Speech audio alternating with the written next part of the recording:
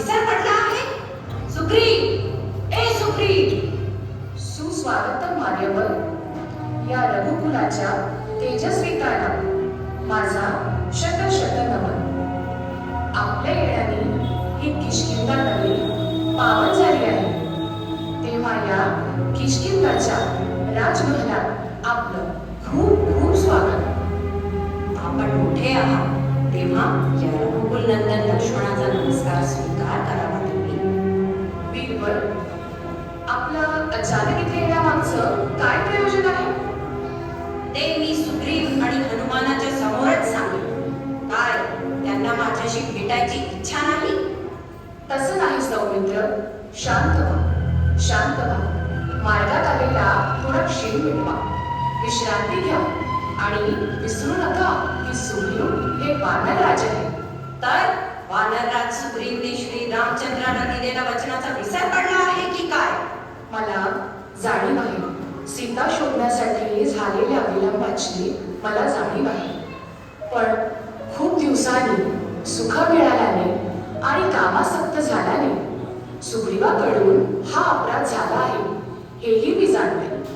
म्हणून त्यांना लहान बंधू समजून क्षमा करा सौमित्र, क्षमा करा.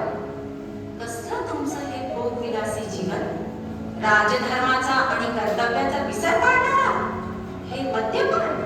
आयुष्यात ज्यांना काही करायचं आहे त्यांनी हे टाळावं.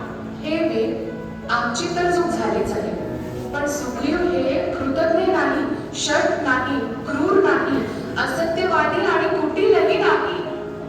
त्यांनी आधी खूप कष्ट सहन केली आहे आणि आता मिळालेल्या या राजसुखात रममाण झाल्यामुळे त्यांना श्री रामचंद्रांना दिलेल्या वेळेचे भान राहिले नाही. जेव्हा महातपस्वी विश्वामित्र मेनकेसोबत भोगासक्त होऊन काळाचे भान विसरले, तेव्हा सुग्रीव तर साधारण वानरराज आहे. तेव्हा त्यांच्या हातून घडलेल्या या अपराधाला आपण क्षमा करा. विश्वास ठेवा, हे धीर वीर, विश्वास ठेवा. महाराज सुग्रीव श्री रामचंद्रांना दिलेल्या कार्यासाठी पूर्णपणे सतर्क आणि सतेष्ट आहे आणि या किष्किंधा नगरीचा धनधान्याचा त्याग करण्यातही ते क्षणपणाचा विलंब करणार नाही.